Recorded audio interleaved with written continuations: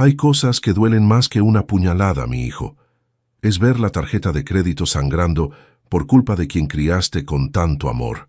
203,000 pesos. Ese fue el precio de mi dignidad.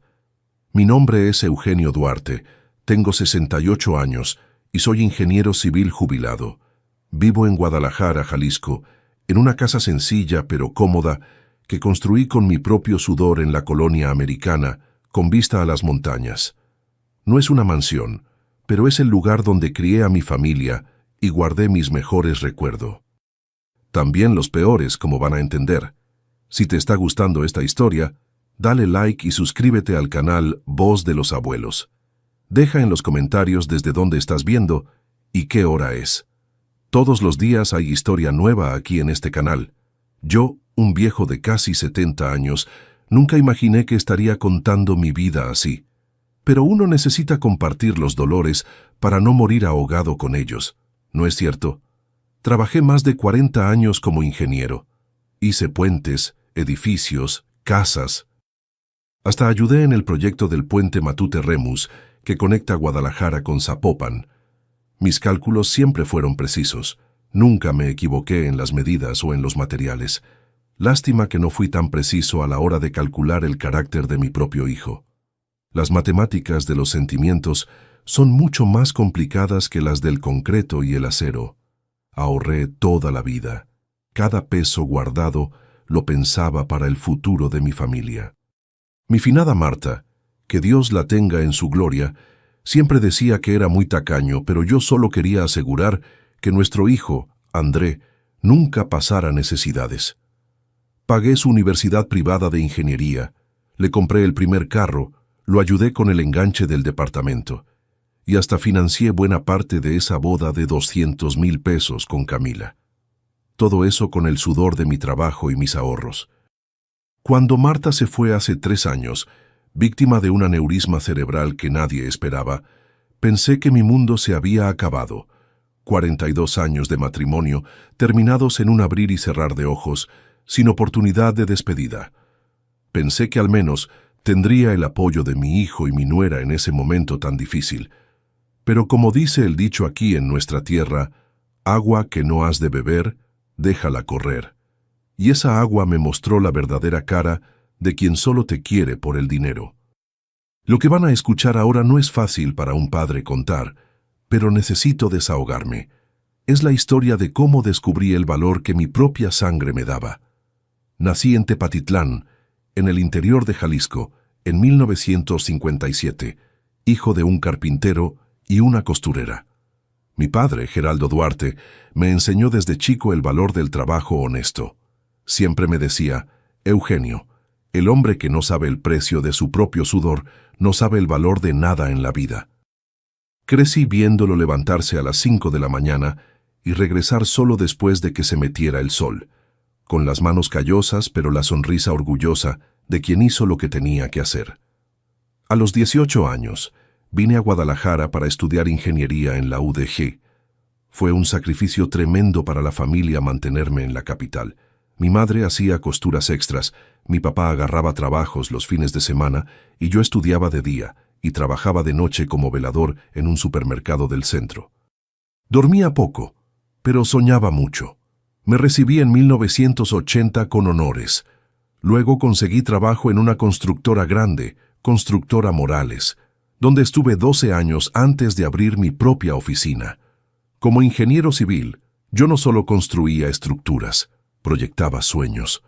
Cada cálculo lo hacía pensando en las familias que vivirían en esos edificios, cada viga dimensionada para aguantar no solo el peso de los muebles, sino de las historias que se vivirían ahí adentro. El trabajo en la ingeniería me enseñó que toda construcción necesita una base sólida. Sin cimientos firmes, el resto se viene abajo. Pensé que había aplicado ese principio en la crianza de mi hijo, pero al parecer algún cálculo salió mal.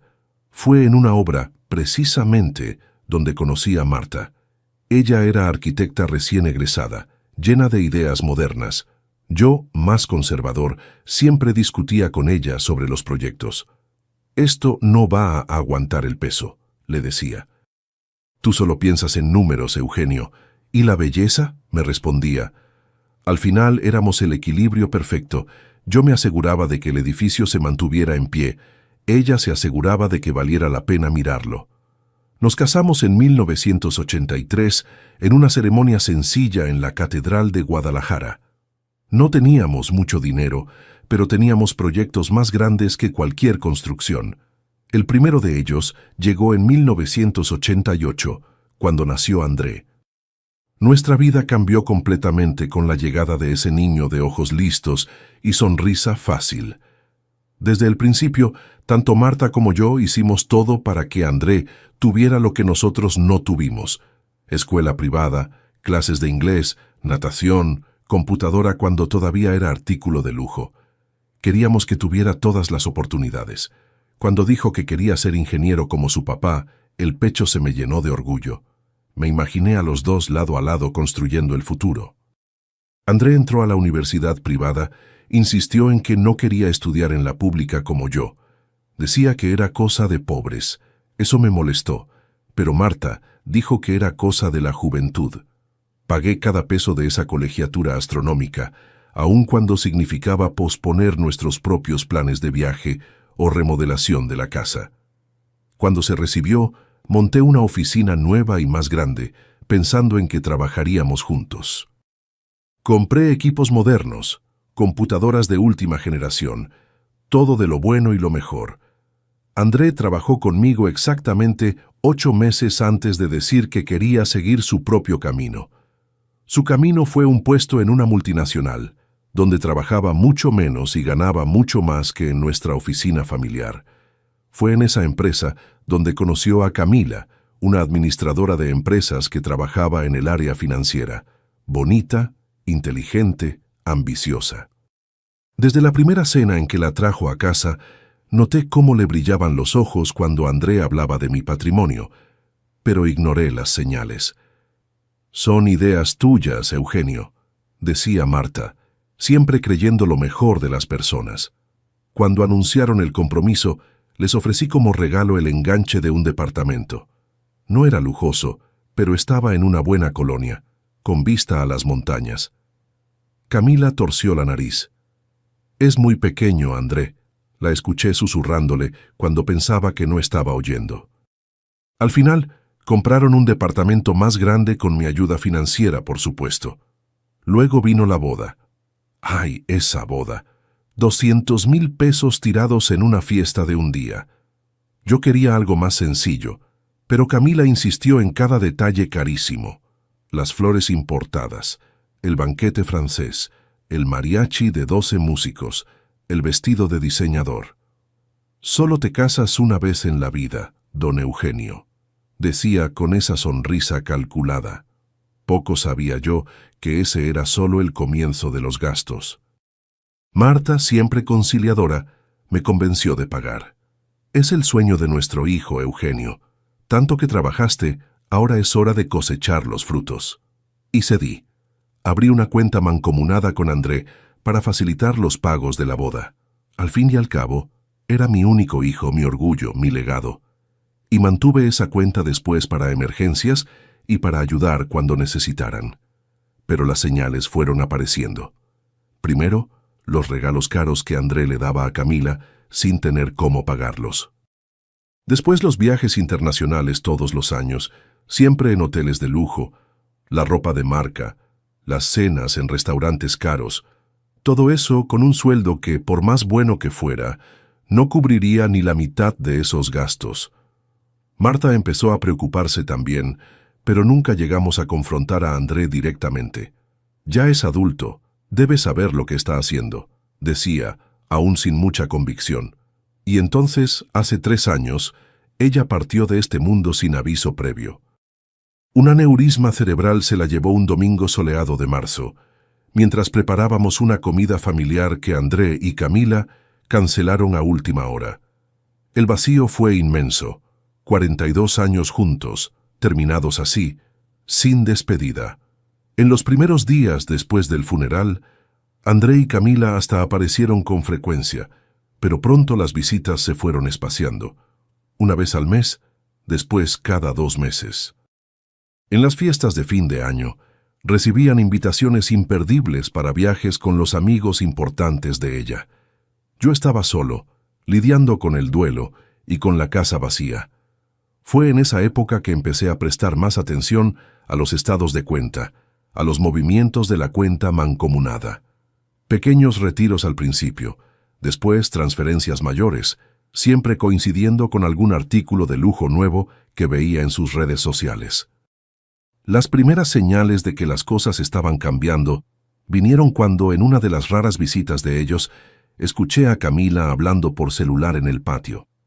«No te preocupes, nosotros nos las arreglamos. El viejo tiene dinero guardado y ni lo usa. Prácticamente ya es nuestro». Esas palabras se me quedaron martillando en la cabeza por días. «El viejo», dijo. No mi suegro o el papá de André, simplemente el viejo, como quien habla de un objeto, una cosa sin valor más allá del financiero. Empecé a preguntarme si el cariño que demostraban cada vez más raro era genuino o solo una fachada. Pero nada me preparó para lo que estaba por venir. Nada. Fue un jueves de mayo de este año que mi vida se volteó de cabeza para siempre.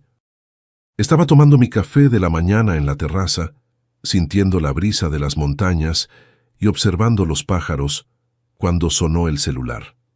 Era del banco, un tal gerente premium que ni sabía que tenía. Me pareció extraño porque en casi 70 años de vida, el banco solo me llamaba para vender algo. «Señor Eugenio, buenos días. Aquí es Marcos, su gerente. ¿Usted autorizó las transacciones internacionales de anoche?» Se me heló el corazón. «¿Qué transacciones? No hice ninguna compra». «Señor Eugenio, se hicieron diversas compras en Cancún, México, por un total de más de 200,000 pesos en las últimas 48 horas. Como son cantidades importantes, nuestro sistema de seguridad se activó. 200,000 pesos. El valor de la boda de André. Aquello no podía ser coincidencia. No autoricé nada de eso. Debe ser fraude», respondí con la voz temblorosa. «Voy a bloquear la tarjeta inmediatamente y abrir una contestación, señor». «Pero necesito confirmar. ¿La tarjeta está con usted? ¿Alguien más tiene acceso a su cuenta?» Fue ahí que mi mundo se derrumbó.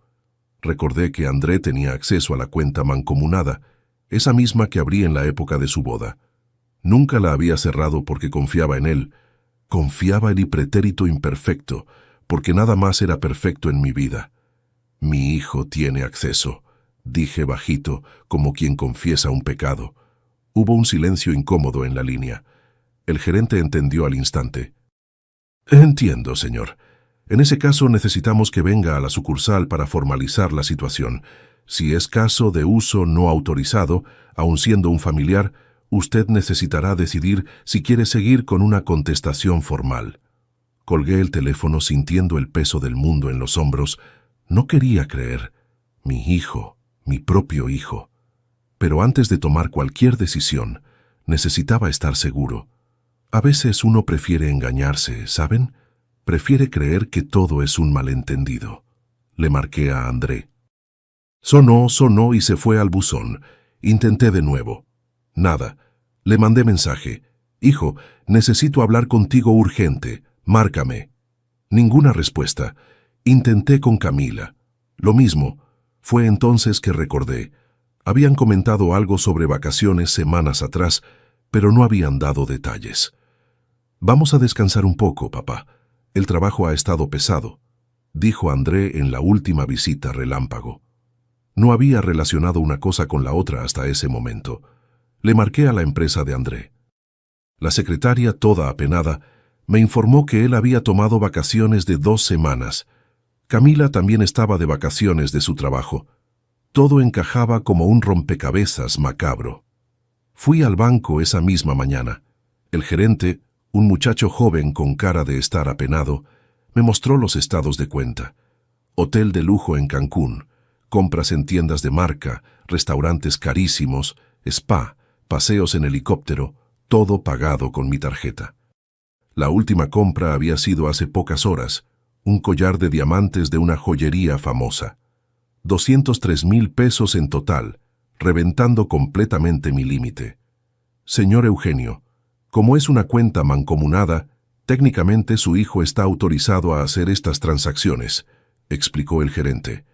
A menos que usted quiera formalizar una denuncia de uso indebido. Me quedé en silencio, mirando esos números en la pantalla de la computadora. Cada transacción era como una puñalada en el pecho. No era solo el dinero, que representaba buena parte de mis ahorros de jubilación. Era la traición, la ingratitud, el desprecio por todo lo que Marta y yo habíamos construido. ¿Quiere un vaso de agua? Se ve muy pálido, ofreció el gerente preocupado. Negué con la cabeza. Quiero los estados detallados de los últimos 6 meses, pedí con una calma que ni yo sabía de dónde venía. Y no bloqueé la tarjeta todavía. El gerente me miró confundido, pero atendió mi petición. Salí del banco con una carpeta llena de papeles y el corazón lleno de decepción. Volví a casa y pasé el resto del día revisando cada transacción. No era la primera vez. En los últimos meses, pequeños retiros se habían hecho siempre en días que coincidían con esas visitas rápidas que me hacían. 500 pesos aquí, 1000 allá. Pequeños retiros que yo, en mi ceguera de papá, no había notado o había ignorado. Pero lo peor todavía estaba por venir. Esa noche, incapaz de dormir, fui hasta la oficina a revisar mis documentos. Encontré los estados antiguos, las cuentas del departamento de ellos, los gastos de la boda. Sumando todo a lo largo de los años, les había dado más de 1 millón de pesos. 1 millón. El sudor de toda mi vida. En medio de esa búsqueda, encontré el celular viejo de Marta, que había guardado intacto desde que partió. Por impulso, lo encendí. La batería todavía tenía un poco de carga. Había mensajes sin leer de hace 3 años. Uno de ellos era de Camila, enviado pocos días antes del aneurisma que se llevó a mi esposa. Doña Marta, por favor no le comente a Andrés sobre nuestra conversación. Creo que es mejor que lo resolvamos entre nosotras, mujeres. Como le dije, necesitamos el préstamo solo por unos meses. Prometo que devolveremos todo antes de fin de año. ¿Qué préstamo era ese? Marta nunca me había dicho nada. Seguí leyendo y descubrí otros mensajes. Aparentemente, Camila le había pedido dinero prestado a mi esposa, alegando problemas financieros. 30,000 pesos. Dinero que, por lo visto, nunca fue devuelto. Y lo peor, en los últimos mensajes, Marta cobraba gentilmente la devolución y Camila respondía con evasivas. ¿Habría contribuido el estrés de esta situación al aneurisma que se llevó a mi esposa? La idea me atormentaba. Una traición más, una puñalada más. Pasé los días siguientes en un sopor entre la rabia y la tristeza. Evité marcarles de nuevo. Quería ver hasta dónde llegaba esa farsa. Seguí monitoreando los gastos. Las compras en Cancún continuaban, aunque en cantidades menores. Estaban aprovechando cada peso de mi sudor. En la segunda semana pasó lo que más temía. Recibí una llamada de la administración del edificio donde vivían. Señor Eugenio, disculpe que lo moleste, pero tenemos un problema. El mantenimiento de su hijo está atrasado desde hace 3 meses y no logramos contactarlo. ¿Sabría decir cuándo regresa de viaje? Una más. Ni el mantenimiento de su propio departamento estaban pagando. El hoyo era más hondo de lo que imaginaba. Al día siguiente, otro golpe. Un actuario apareció en mi puerta con una citación. Aparentemente, André había dado mi dirección como referencia para un financiamiento de coche de lujo que no estaba pagando. Un Mercedes, descubrí después. Coche que nunca me había mostrado. La rabia empezó a dar lugar a una determinación fría. Ya no era solo sobre dinero, era sobre dignidad, sobre justicia. Fue en ese momento que recordé al doctor Lira, un viejo amigo de los tiempos en que trabajé en obras públicas. Había sido comandante, ahora estaba jubilado, pero mantenía buenos contactos. Le marqué y le conté todo. Eugenio, esto es grave, no es solo una cuestión familiar. Esto puede configurar delitos financieros, me dijo con la seriedad de quien conoce bien la ley. Si quieres resolver esto legalmente, te voy a ayudar. ¿Pero estás seguro de que quieres seguir este camino? Lira, mi hijo murió en el momento en que decidió robarme. Quien está en Cancún gastando mi dinero es un extraño con el mismo ADN que yo. Doctor Lira suspiró del otro lado de la línea.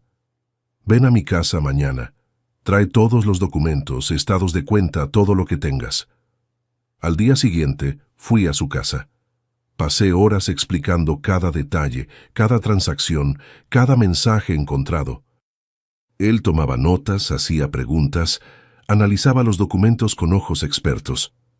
Hay una cosa más, dije cuando ya estábamos terminando. Quería ver si hay algo raro con Camila también. Ella trabaja en el área financiera de esa multinacional, Tech Global. Tengo la impresión de que viven muy por encima de lo que sus sueldos permitirían, aún antes de este episodio de la tarjeta. Lira hizo algunas llamadas, habló con antiguos colegas. En pocas horas descubrimos algo sorprendente. Había una investigación interna confidencial sobre desvíos en el departamento financiero de Tech Global. Nada conclusivo todavía, pero el nombre de Camila aparecía entre los sospechosos. Fue ahí que tuve una idea que cambiaría todo. Lira, quiero monitorear mi propia casa. Estoy casi seguro de que van a aparecer cuando regresen, probablemente para agarrar más dinero o tratar de convencerme de algo. Él pensó un poco. ¿Podemos instalar cámaras discretas y micrófonos? Es tu casa, tienes derecho. Y si capturamos algo incriminatorio. Esa misma semana, mi casa fue equipada con pequeñas cámaras en las áreas comunes y un sistema de grabación. Todo legal, todo dentro de las normas, como Lira se aseguró de garantizar. No queremos que las pruebas se invaliden después, explicó. Mientras tanto, seguí monitoreando los gastos. Estaban regresando. Los últimos movimientos en la tarjeta eran del duty free del aeropuerto de México. Pronto estarían en México. El 27 de mayo recibí un mensaje de André. Papá, regresamos mañana. ¿Podemos pasar para un café? Trajimos regalos. Regalos comprados con mi propio dinero. La audacia. Respondí con naturalidad. Claro, hijo, los estaré esperando. ¿Qué tal como a las 3 de la tarde? Perfecto, respondió. Esa noche fue la más larga de mi vida. No pude pegar ojo. Me quedé imaginando cómo sería el reencuentro, si lograría mantener la calma, si el plan resultaría. Pensaba en Marta. ¿En qué diría si estuviera viva? Ella probablemente me pediría que perdonara, que diera otra oportunidad. Pero algunas traiciones van demasiado lejos. Al día siguiente, a las 3 de la tarde en punto, sonó el timbre. Ajusté la cámara, respiré profundo y fui a abrir. Ahí estaban, sonrientes, bronceados, vistiendo ropa de marca nueva. André me abrazó con falsa efusividad. Camila me dio un beso en la mejilla, su perfume caro invadiendo mis fosas nasales. Papá, trajimos recuerdos de Cancún. Estuvo increíble. Tenías que verlo. Increíble, pensé.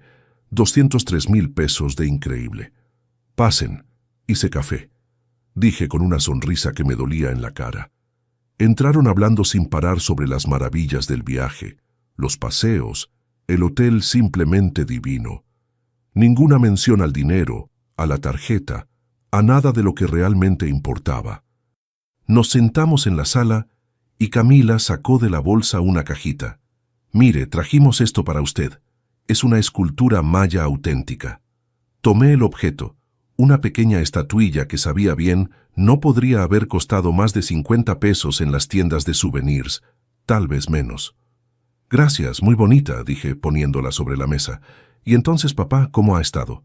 Disculpe que no hayamos marcado mucho, pero la recepción del hotel era pésima y las tarifas de roaming son carísimas. Tan caras como las joyas que compraron, imaginé. Estoy bien, respondí calmadamente. ¿Y cómo estuvo el viaje? Debió haber sido caro. Cancún no es barato. Se miraron rápidamente, una mirada casi imperceptible de complicidad que no se me escapó. Ah, conseguimos unas promociones, respondió André vagamente, y juntamos dinero por meses. Nos merecíamos ese descanso. El trabajo ha estado pesado. Entiendo, dije mientras servía el café. Y a propósito, André, llegó una citación para ti, algo sobre un financiamiento de coche. Su cara palideció. Ah, eso debe ser algún error. Voy a resolverlo.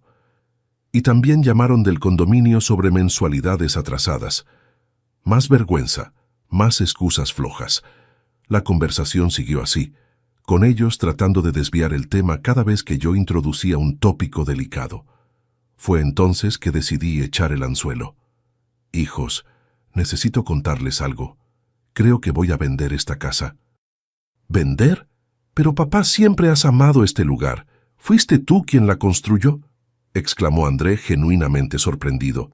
Sí, pero me está quedando muy grande para mí solo. Estoy pensando en comprar algo más chico e invertir la diferencia. De hecho, encontré unas inversiones muy interesantes que pueden triplicar el dinero en pocos años. Los ojos de Camila brillaron. Casi pude ver el signo de peso reflejado en ellos. ¿Qué tipo de inversión, don Eugenio?, preguntó tratando de disimular el interés. Ah, son unos fondos inmobiliarios en el extranjero. Voy a transferir buena parte de mis ahorros para allá la próxima semana. Se quedaron más tiempo de lo normal ese día.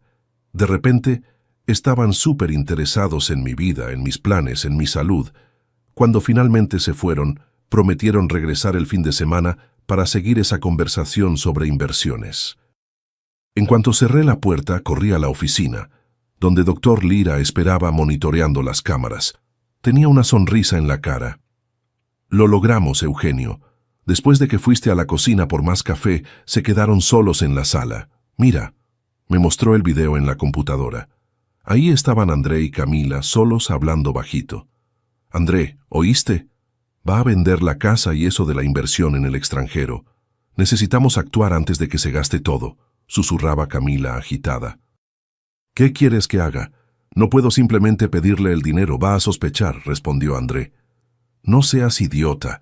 Todavía tienes su tarjeta, ¿no? La cuenta mancomunada todavía está activa aún después de todo lo que gastamos en Cancún. Ni se ha dado cuenta. Me di cuenta, claro que me di cuenta, pero ya es muy tarde para ustedes, murmuré a la pantalla. André dudó. ¿Y si se da cuenta? Ya abusamos mucho. Nunca se va a dar cuenta. El viejo es muy ingenuo.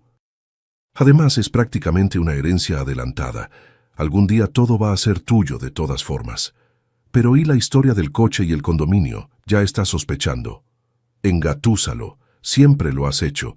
Dile que fue fraude, que clonaron sus documentos, cualquier cosa.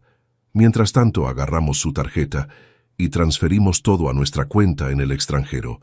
Esa que abrimos en las Bahamas, ¿recuerdas? La que nadie conoce. Entonces había una cuenta secreta, una pieza más del rompecabezas. No sé, Camila, es mi papá. Tu papá que pronto va a tener Alzheimer o cualquier otra enfermedad de viejo y ni va a recordar dónde guardó el dinero. Le estamos haciendo un favor, administrando esto antes de que sea muy tarde. Piensa en la casa de playa que siempre quisiste. Finalmente podemos tenerla. Andrés se quedó en silencio por algunos segundos. Luego asintió. Ok, en la próxima visita agarro la tarjeta mientras lo distraemos.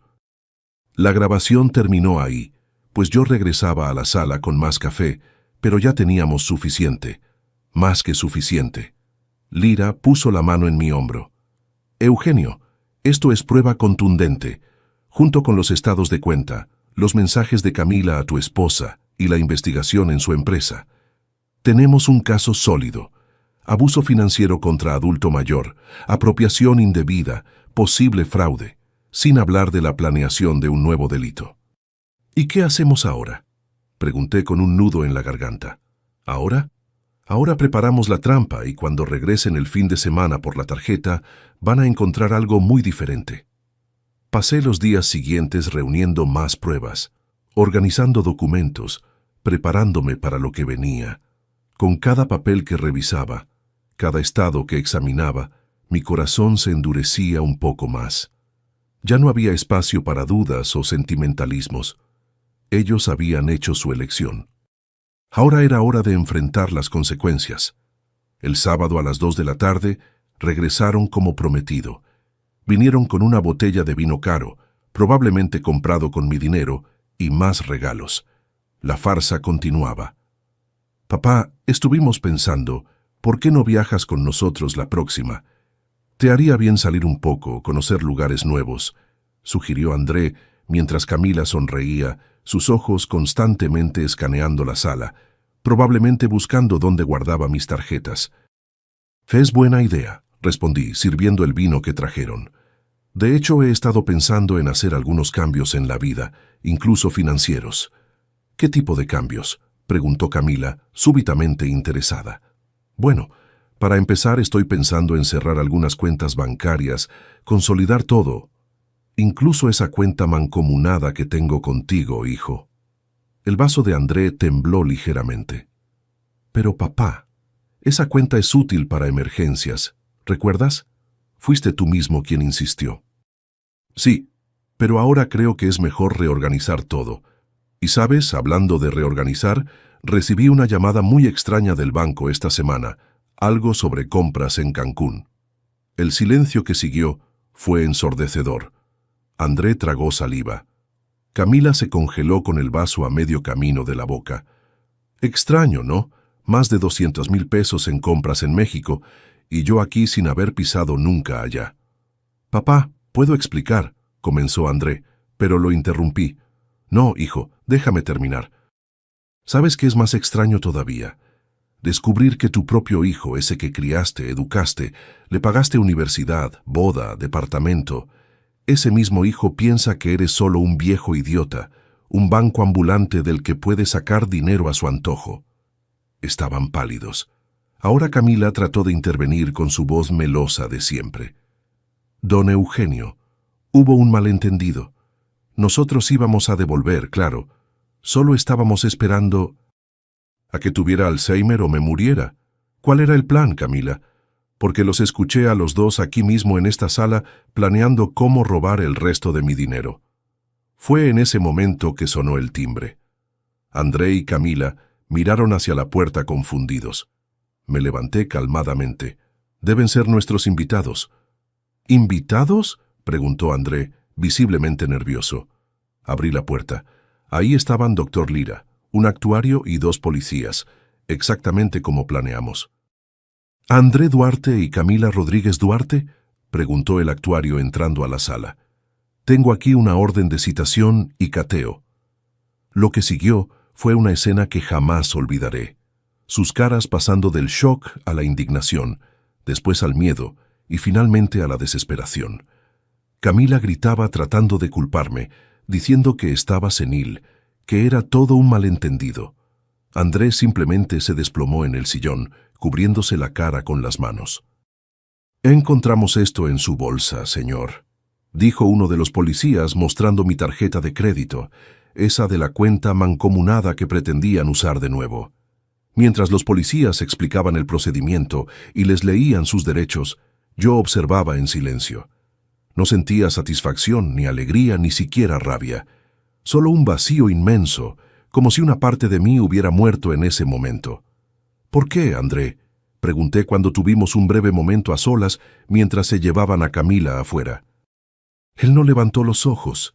Ella me convenció de que era lo mejor, que tú ni te ibas a dar cuenta, que era para nuestro futuro. ¿Y tú le creíste? ¿Creíste que robarle a tu propio padre era justificable? «Lo siento mucho, papá, mucho», murmuró con lágrimas en los ojos. Pero ya era muy tarde para lágrimas, muy tarde para disculpas. El daño estaba hecho y no había vuelta atrás. «Serán liberados después de la declaración, pero responderán al proceso en libertad», explicó Lira después de que todos se fueron. «La cosa se va a poner fea para Camila, especialmente cuando juntemos esto con la investigación en la empresa. Para André, bueno, va a depender de cómo vea el caso el juez». Asentí en silencio. La casa, antes tan llena de voces y tensión, ahora estaba sumergida en un silencio sepulcral. «¿Estás seguro de que quieres seguir con esto hasta el final, Eugenio? Todavía da tiempo de retirar la denuncia, ¿sabes? Es tu hijo, a pesar de todo». Miré hacia el retrato de Marta en la pared, esa sonrisa gentil que siempre me tranquilizaba. ¿Qué diría ahora? «Estoy seguro, Lira. Algunas lecciones necesitan ser duras para ser aprendidas, y yo no crié a mi hijo para ser un ladrón. Esa noche, solo en la casa que construí, lloré como no lloraba desde la muerte de Marta. no por la pérdida del dinero, sino por la pérdida de la familia que pensé tener, por el fin de la ilusión, por el hijo que nunca más vería con los mismos ojos. Pero en medio del dolor había también una extraña sensación de liberación, como si me hubieran quitado un peso de los hombros, el peso de la manipulación, de la falsedad, de la explotación constante. Finalmente había retomado el control de mi vida, y eso ningún dinero del mundo podría comprar. Lo que no sabía en ese momento era que la historia todavía estaba lejos de terminar, que los desenlaces de esa tarde todavía traerían revelaciones aún más impactantes y que al final de cuentas la justicia vendría de formas que jamás podría imaginar. 3 días después de la confrontación, recibí una llamada inesperada. Era de Tech Global, la empresa donde trabajaba Camila. Señor Duarte, aquí es Regina Méndez del Departamento de Cumplimiento de Tech Global. Necesitamos conversar urgentemente sobre su nuera, Camila Duarte. Acordamos una reunión para el día siguiente en la sede de la empresa, un edificio imponente en el centro empresarial de Guadalajara. Fui acompañado de Lira, que insistió en estar presente como apoyo legal. Regina Méndez era una mujer de mediana edad, con mirada perspicaz y postura firme. A su lado estaba un hombre que se presentó como representante de la auditoría interna. Señor Duarte, nos enteramos de lo que pasó a través de la delegación. Tenemos una investigación interna en curso sobre irregularidades financieras y el nombre de la señora Camila Duarte está entre los principales sospechosos. Hizo una pausa, ajustándose los lentes. Lo que usted tal vez no sabe es que estamos hablando de un desfalco de casi 1 millón de pesos a lo largo de los últimos 2 años. La cifra me dejó atónito. No era solo conmigo. Entonces Camila había convertido el robo en un modo de vida. Lo más impresionante, continuó Regina, fue descubrir que utilizaba una técnica bastante sofisticada para desviar pequeñas cantidades de diversas cuentas corporativas, tan pequeñas que pasaban desapercibidas en las auditorías rutinarias. Fue solo cuando implementamos un nuevo software de seguridad que se detectaron los patrones irregulares. ¿Y cómo puedo ayudarlos?, pregunté aún procesando la información. Las pruebas que usted reunió para su caso personal, estados de cuenta, grabaciones, mensajes, podrían ser extremadamente útiles para corroborar nuestra investigación, especialmente en lo que respecta a la cuenta en el extranjero que mencionaron. Lira, siempre atento, intervino. ¿Y cuál sería el beneficio para mi cliente al compartir esa información? Regina sonrió discretamente. Bueno, además de ayudar a la justicia, Tech Global estaría dispuesta a ayudar en el proceso de restitución de los valores desviados del señor Duarte. Nuestra aseguradora cubriría parte de los perjuicios como un acuerdo de buena fe, ya que nuestra empleada utilizó conocimientos adquiridos aquí para perpetrar fraudes externos. Fue en ese momento que me di cuenta. Inadvertidamente había encontrado un aliado poderoso, una multinacional con recursos legales muy superiores a los que yo podría reunir solo. Tenemos una cosa más, agregó el auditor, deslizando una carpeta sobre la mesa. Encontramos evidencias de que la señora Camila Duarte falsificó firmas en documentos internos. Nuestra pericia grafotécnica detectó patrones similares en al menos 17 ocasiones. Falsificación, un delito más para la lista. Salí de esa reunión con un acuerdo firmado. Yo compartiría mis pruebas. Ellos me ayudarían a recuperar parte del dinero y fortalecerían el caso contra Camila. Lira estaba radiante. Esto cambia todo, Eugenio. Con una empresa de este tamaño involucrada, el caso toma otra dimensión. En la semana siguiente fuimos convocados para nuevas declaraciones. Esta vez la Fiscalía estaba especialmente interesada en los detalles de la cuenta en el extranjero mencionada en la grabación. A través de acuerdos de cooperación internacional, lograron rastrear una cuenta en las Bahamas, abierta a nombre de una empresa fantasma. El fiscal del caso, Dr. Mendoza, un hombre austero con décadas de experiencia, me llamó para una conversación en particular después de la declaración. Señor Duarte, estamos ante un caso que trasciende el ámbito familiar. Estamos hablando de una operación sofisticada de desvío de recursos, potencialmente involucrando lavado de dinero internacional. Hojeó una carpeta gruesa. Y lo más preocupante, encontramos evidencias de que su nuera no está sola en esto. Hay indicios de un esquema mayor, involucrando otros empleados del sector financiero de diversas empresas. ¿Mi hijo? ¿Él sabía de todo esto?, pregunté temiendo la respuesta. El fiscal suspiró. Basado en las pruebas que tenemos hasta ahora, su hijo parece más una herramienta que un mentor, pero cómplice, sin duda. Las grabaciones en su casa muestran que estaba consciente, al menos en parte, de las actividades ilícitas. Una chispa de esperanza se encendió en mi pecho. Tal vez André no estuviera completamente perdido. Tal vez hubiera una oportunidad de redención. ¿Qué pasa ahora?, pregunté. Continuamos la investigación y recomiendo fuertemente que usted no tenga contacto con ninguno de los dos por el momento. Probablemente tratarán de persuadirlo para retirar las denuncias. Tenía razón. En los días que siguieron recibí decenas de llamadas de André, que dejaba mensajes de voz implorando perdón, jurando que no sabía de la extensión de los delitos de Camila, prometiendo devolver cada peso. No respondí ninguna. Camila intentó un enfoque diferente. Recibí una notificación de un abogado caro, insinuando que yo estaba persiguiendo a la pareja por cuestiones personales y que las grabaciones en mi casa podrían considerarse ilegales. Lira se encargó de responder, presentando todos los documentos que comprobaban la legalidad de las pruebas. Fue durante este período turbulento que recibí una visita inesperada. Mariana, una joven contadora que trabajaba con Camila en Tech Global, apareció en mi puerta una tarde lluviosa de junio. «Señor Duarte, disculpe aparecer así sin avisar», dijo, visiblemente nerviosa, «pero necesito hablar con usted sobre su nuera». La invité a pasar, cauteloso. En los últimos tiempos, había aprendido a las malas a no confiar fácilmente. Trabajé con Camila por 3 años, comenzó después de aceptar un café. Siempre sospeché que había algo raro con las cuentas que ella manejaba, pero era muy respetada, nadie cuestionaba. Mariana respiró profundo antes de continuar. Hace 6 meses, encontré discrepancias en una conciliación bancaria, pequeñas, pero consistentes. Cuando confronté a Camila, me ofreció dinero para quedarme callada.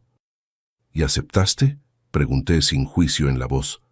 No, respondió con firmeza. Pero me dio miedo. Insinuó que tenía amigos influyentes que podrían hacer mi vida difícil. Entonces, solo me alejé. Pedí transferencia a otro departamento. ¿Por qué me está contando esto ahora? Porque supe lo que le hizo a usted y porque no soy la única. Hay otros en la empresa que sospechaban, que vieron cosas, pero se quedaron callados. Rebuscó en su bolsa y sacó una memoria USB. Aquí están copias de documentos que muestran algunas de las transacciones sospechosas. Ya entregué el original a la auditoría interna, pero pensé que usted debería tener esto también. Una testigo que podría corroborar no solo el carácter de Camila, sino también su método de operación. Era una pieza más crucial en el rompecabezas. Entregué la memoria a Lira, quien la pasó a la fiscalía. Los documentos de Mariana resultaron extremadamente valiosos, llenando lagunas en la investigación y proporcionando pistas sobre otras cuentas y transacciones sospechosas. A mediados de julio, casi 2 meses después de la confrontación inicial, el proceso ganó un nuevo y sorprendente desarrollo. André buscó al fiscal, ofreciendo un acuerdo de colaboración con la justicia. Confesaría su participación y proporcionaría detalles sobre las actividades de Camila a cambio de una pena reducida. Doctor Mendoza me consultó antes de aceptar el acuerdo. «Es su hijo, señor Duarte. Usted tiene derecho a opinar». Reflexioné largamente. Por más lastimado que estuviera, todavía había un vestigio de amor paterno en mi corazón. «Acepta», respondí finalmente. «Si está dispuesto a asumir la responsabilidad y ayudar a la justicia, merece una segunda oportunidad». La declaración de André duró 6 horas. Reveló detalles impactantes sobre el esquema de Camila. cómo había planeado todo desde el principio, cómo utilizaba su conocimiento financiero para manipular sistemas y personas, cómo había establecido una red de contactos en instituciones financieras para facilitar las transacciones irregulares. Me convenció de que era solo optimización fiscal al principio, admitió André. Cuando me di cuenta de la extensión de lo que estaba pasando, ya estaba involucrado demasiado. Y ella siempre decía que a nadie le importaba, que las grandes empresas hacían eso todo el tiempo, que era solo dinero que nadie sentiría que faltaba. Lo más doloroso para mí fue descubrir que el plan de usar mi tarjeta para el viaje a Cancún había sido elaborado meses antes, con frialdad y cálculo. No fue un impulso, fue premeditado. Ella sabía el límite de la tarjeta y planeó los gastos para no rebasar mucho, para no levantar sospechas inmediatas, confesó André avergonzado. Decía que era un préstamo, que después lo resolvería, que tú ni te darías cuenta. ¿Y tú le creíste?, preguntó el fiscal. André bajó los ojos. Quise creer. Era más fácil. A finales de julio, la justicia comenzó a moverse con sorprendente velocidad, impulsada por la combinación de pruebas, testigos y la colaboración de André.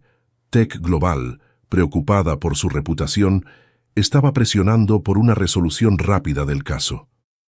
El juez responsable, conocido por su rigidez en casos de delitos financieros, emitió órdenes de bloqueo para todas las cuentas identificadas, incluyendo la de las Bahamas. La Interpol fue involucrada para rastrear transferencias internacionales. En una mañana soleada de agosto, recibí la llamada que cambiaría el rumbo de la historia. Era Lira, su voz rebosando de satisfacción. Eugenio, lo logramos. La justicia aceptó la petición de bloqueo de la cuenta en las Bahamas. Se estima que hay más de $1 millón ahí. Posiblemente parte del dinero desviado de Tech Global y de tu tarjeta también.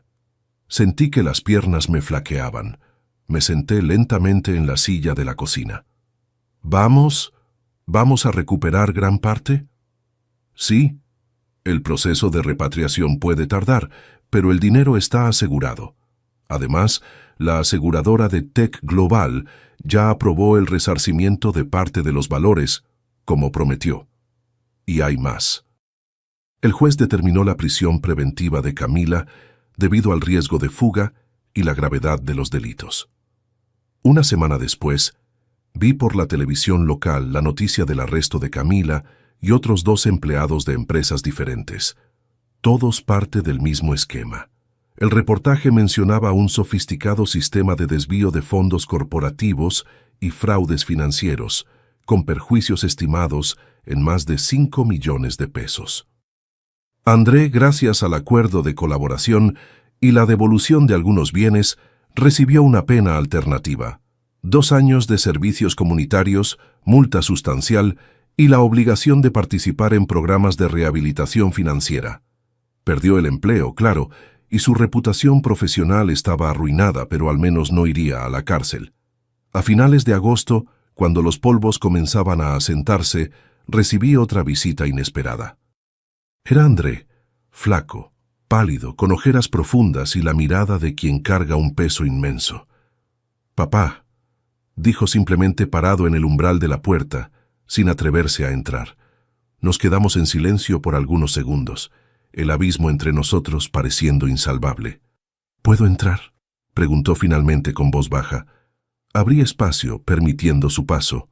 Entró vacilante, como un extraño, ya no el niño que corría por esa casa décadas atrás. Nos sentamos en la sala, el mismo lugar donde meses antes había expuesto su traición. ¿Cómo habían cambiado las cosas desde entonces?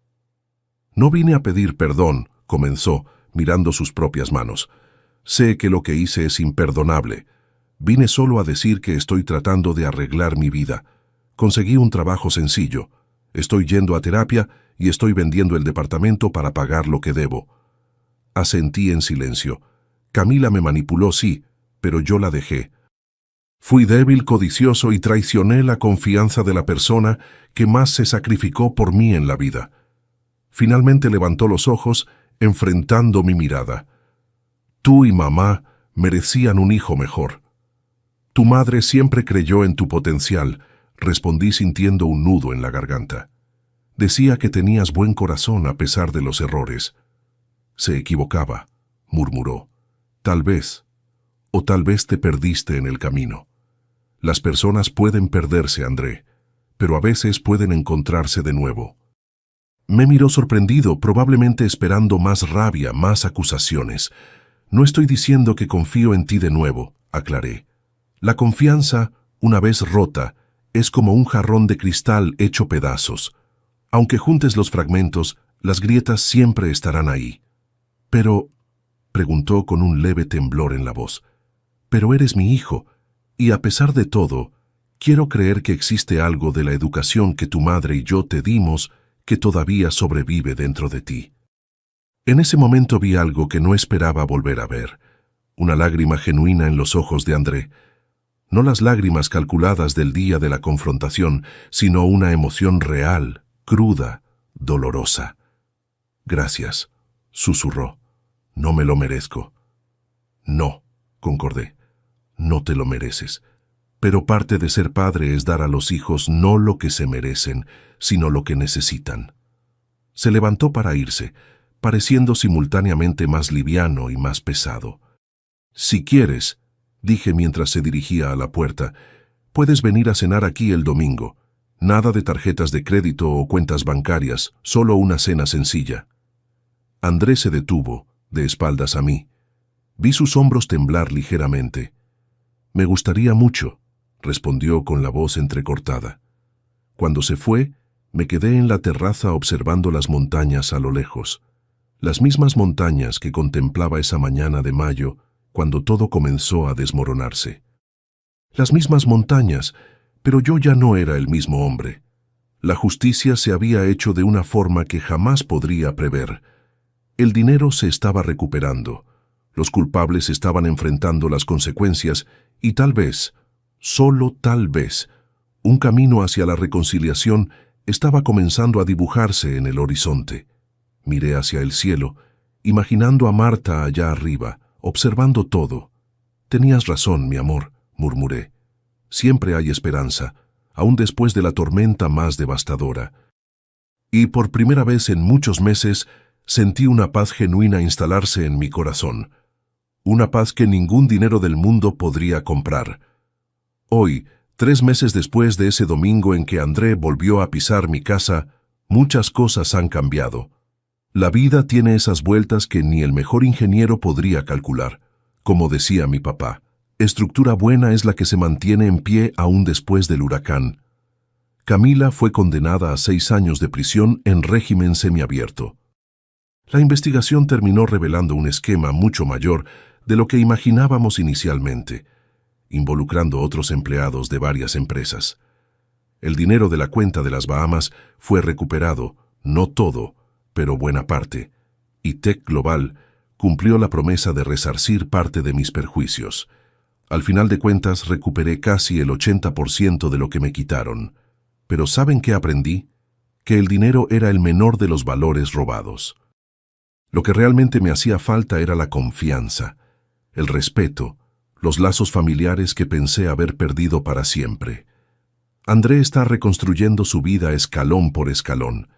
Vendió el departamento lujoso, se mudó a un lugar sencillo y está trabajando en una constructora pequeña, no como ingeniero, sino como auxiliar administrativo. Es un comienzo. Viene a cenar conmigo todos los domingos sin falta. Al principio, eran comidas silenciosas, incómodas. Ahora, poco a poco, logramos conversar sobre cosas sencillas. Su trabajo, el clima, las noticias. Nunca más hablamos de dinero. En una de esas noches, después de la cena, me trajo un sobre.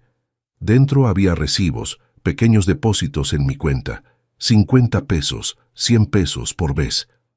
Es poco, lo sé, dijo avergonzado, pero es lo que logro juntar después de pagar los gastos básicos. Algún día voy a devolver todo, papá. No era por el dinero, ambos lo sabíamos. Era por el gesto, por el reconocimiento de la deuda, no solo financiera, sino moral. En ese momento vi un destello del niño que crié, del hombre que siempre esperé que se convirtiera. En cuanto a mí, Aprendí lecciones valiosas. Aprendí que el amor no se puede comprar, ni siquiera con una vida entera de sacrificios financieros. Aprendí que la confianza es como el concreto. Toma tiempo secarse y endurecerse, pero puede agrietarse en un instante si la mezcla no se hace correctamente. Que aprendí, tal vez muy tarde, que a veces necesitamos dejar que los hijos cometan sus propios errores, encuentren sus propios caminos, aun cuando eso signifique verlos caer. Remodelé la casa, no para venderla como había amenazado, sino para hacerla más acogedora. Pinté las paredes de azul claro como Marta siempre quiso. Comencé a dar clases voluntarias de matemáticas para niños necesitados en el centro comunitario del barrio. Usar mis conocimientos de cálculos para algo que ninguna tarjeta de crédito puede comprar. El brillo en los ojos de un niño que finalmente entiende una ecuación difícil. También hice nuevos amigos. Lira y yo pescamos juntos los fines de semana. Regina de Tech Global me invitó a participar en un programa de educación financiera para adultos mayores. Irónico, ¿no? El viejo estafado ahora enseña a otros viejos a no ser estafados. En una de esas pláticas conocí a Ivonne, una viuda de 65 años, maestra jubilada, con una sonrisa gentil que me recordó a Marta. Tomamos café juntos de vez en cuando, solo amistad por ahora. Pero quién sabe, la vida nos ha sorprendido últimamente. André me preguntó el domingo pasado si lo había perdonado. No respondí de inmediato. El perdón es algo complejo. Un edificio de muchos pisos no se construye de la noche a la mañana. Estoy trabajando en eso, respondí honestamente. Como ingeniero sé que algunas construcciones toman tiempo. Él asintió entendiendo la metáfora. Voy a esperar, respondió, por más tiempo que tome. La verdad es que el perdón no es solo para él, es para mí también, para que pueda seguir adelante, sin el peso del resentimiento, sin la amargura que corroe el alma, como el óxido corroe el acero. ¿Saben qué diría Marta si estuviera aquí? Eugenio, cabeza dura. La vida es muy corta para guardar rencor. Arregla lo que se puede arreglar, abandona lo que está más allá de la reparación y sigue adelante con lo que sobró. Y eso es lo que estoy tratando de hacer día tras día. Tengo 68 años, pero descubrí que nunca es tarde para empezar de nuevo, para reaprender a confiar. Con cautela, claro, siempre con cautela, y para reconstruir puentes que parecían definitivamente quemados. Si esta historia tiene una moraleja, tal vez sea esta. El carácter de una persona no se revela cuando todo va bien, sino cuando todo se desmorona. En mi caso, necesité perder casi todo para descubrir lo que realmente importa. Y no es el saldo bancario, pueden creerme. ¿La tarjeta de crédito? Nunca más la usé. Volví al dinero en efectivo, como en los viejos tiempos. Hay algo honesto en el acto de entregar billetes a cambio de mercancía. Ves el dinero salir, sientes el peso de la transacción. Nada de números virtuales, límites invisibles, deudas abstractas.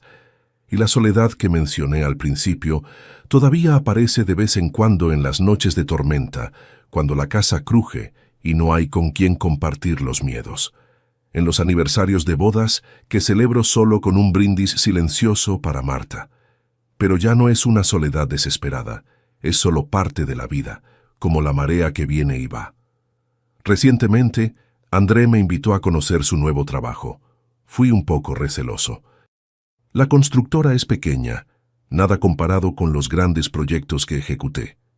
Pero vi algo en sus ojos mientras me mostraba los terrenos de construcción, los planos sencillos de casas populares, orgullo por el trabajo honesto. Un nuevo comienzo construido ladrillo por ladrillo día tras día. Gracias por escucharme hasta aquí. Si te gustó, dale like y suscríbete al canal Voz de los Abuelos.